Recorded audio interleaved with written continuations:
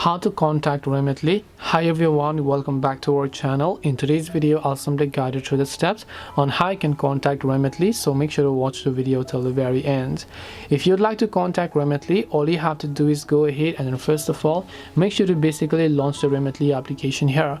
If you've been having or facing any sort of issues on the Remitly platform and then you would like to go ahead and then cancel them and you want to contact the customer support, for that just tap the My Remitly option here.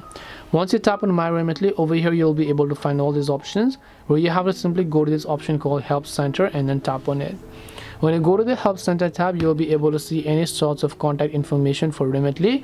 Once you find them, you can go ahead and contact them. But right at the bottom, you can see Contact Us link. You can tap on Contact Us and you can choose to call them, or you can simply chat with them at this given number or at that time as well. This way, you'll be able to contact Remitly. Hope this video was very helpful. If you have got any questions, feel free to leave them down in the comment section.